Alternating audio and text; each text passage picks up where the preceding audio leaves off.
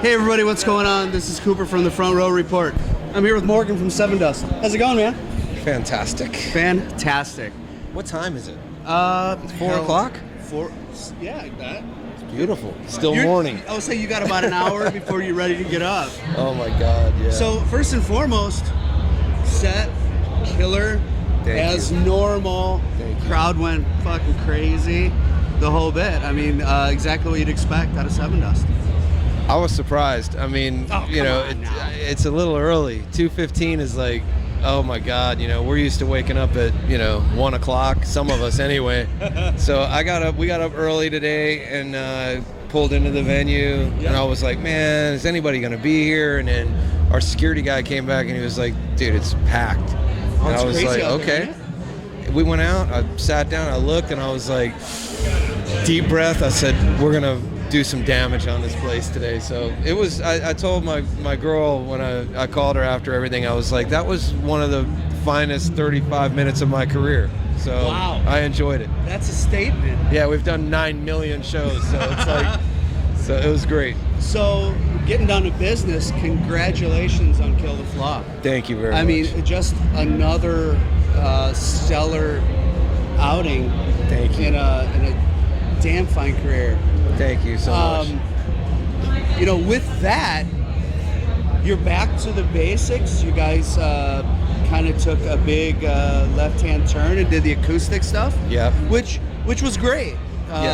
From my standpoint, how did you feel? How did you guys feel about that? The idea was we finished the Blackout the Sun cycle and we were like, you know what?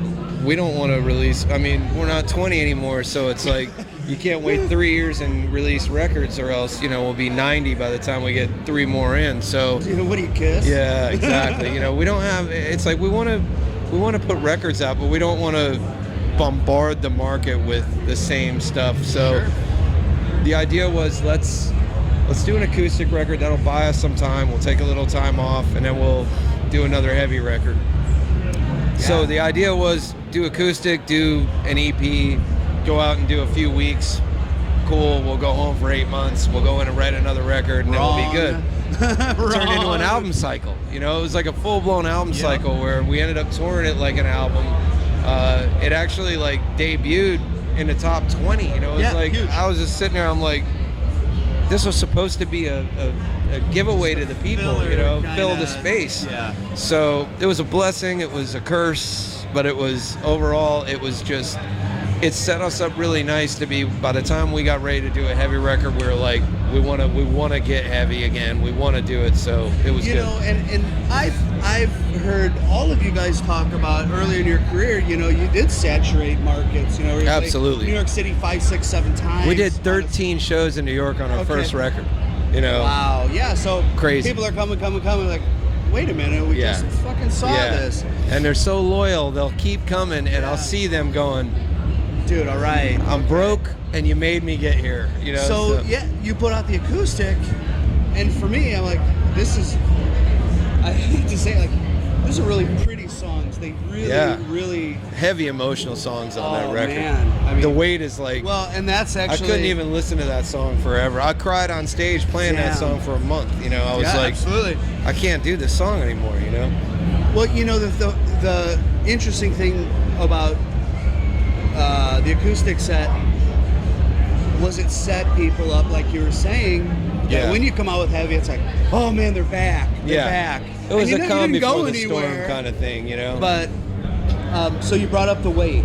Yeah. Which I was lucky enough to cover you guys in South Bend, Indiana. Yeah. Which is basically where I'm love that. located. Notre Dame. Go Irish. Whatever. But that being said, when you guys played the weight, which is absolute beautiful, touching tribute. I don't know that there was a dry eye in the crowd. Yeah. And especially for the people that knew what the deal was. Yeah, that's a hardcore song. Myself included, congratulations on that. That song really, for me, was the killer. Thank you, of the whole That EP. one broke me down worse than anything we've ever written. It was like, because all 5 of us had lost somebody that was they were a huge figure in our life. And it was like, we used to talk about, man, when they go, it's going to be really, really bad. Yeah. And they all went. Right. And it was like, so Oh, within shit. a 2-year period, maybe even less, they all went. And we were just looking at each other going, oh my God, you Now know, what do so we do? this song gets written and the first thing it goes to is that mindset, you know, it's just Yeah, and as heavy song. And just real quick, as I was just watching some videos and doing some research, you know, there is a video where LeJean is like, Oh yeah. he's broken Full-blown. down, and Yeah. you're just like, oh, dude, I just want to give you a fucking hug. Yeah. Because we've all been there. Yeah, totally. So That's our relationship with the people, you know. Yeah. Our relationship is that we're heavy on lyrics because we want people, we just tell what we're going through, and we know we're not that special. So there's somebody out there that's dealt with this, and it could be therapeutic to where it's like, that's me, that's what I'm dealing with, that's what I'm going through. That's the hook, man. And that's what we do. So We're a shrink. well played. So 10th album, Yeah. 20 some odd years, Yeah. whatever. You know, marriages don't last that long. How do you guys keep it going? We love each other. We care about each other a lot. You know, I mean, it's really not that hard. I mean, yeah, we've gone through so much together. Sure. We've been through the bad stuff together, and I think that was what helped us enjoy the good stuff. You know, it's like the misery loves company thing. It was like we looked at each other and we're like, he's dealing with it, he's dealing with it, he's dealing with it. Like, we're all dealing with Everybody's this. fucked up. Yeah, so it was just, you know, we've had each other's backs. We're the type of people, we're the typical brothers. We're 5 guys living in the same house, you know, where it's like, Yeah. you know, can you clean up after yourself? You know, why do you always have to bitch about that? You know, can you turn the fucking TV down? And that happens all day, and then somebody walks off the bus and somebody goes, fuck you, and 4 guys run off the bus and just start destroying somebody. So that's the way we are, you know? And that translates on stage. We love each other a lot. It absolutely translates to stage, which I can't believe that there would be a band that's ever been put on this earth that would be closer than the 5 of us. Wow. I'm just saying, you Yeah, know, no, I mean, hey, I can't stand that dude over there a lot of the time, Right. and me either. He can't stand me, but I love him so much, and I mean, I know them. We know each other so well. I mean, we're an original band for 25 years almost. It's like, Right. with a little hiccup, you know, with Clint Yeah. being gone. but still. Yeah. Yeah. It's weird. We love each other too much. So the boss already gave us the high sign. So, couple quickies, okay? Which record in the catalog tells the story of Sevendust complete? Oh, Is God. there one? God, I mean, it's like different stages of our life. Right. So each one is like, you know, when I was 20, Yeah. then right, sure. home would have been perfect. You know, Okay. when we got closer to, you know, 30, then it would be Seasons. So it's like they each have their own So time, and everyone is. they're all real to us. You know, Yeah, I mean, awesome. That's the goal, right? I that's mean, the goal. We're not, like I told somebody earlier, I was like, you know, the Macarena, you know, we'd never be able to write those lyrics. You don't want. It's to. unfortunate. We would be Holy shit. multi-millionaires if we would have written that, you know, sick. but So Morgan, you are VP of A&R for Imogen. Still, yeah. yes? Yeah. Is that Morgan different from Pete the A&R guy? Or is Yeah, he not? Is yeah, he that, a little you know, bit. pompous son of a bitch? No. he's- Because there's some videos out there where Yeah. you're fucking with the bus driver. Oh, yeah. And I mean, Yeah. absolute hilarity. it comes out every now and again. The thing is that, you know, we had to work really hard to get where we are.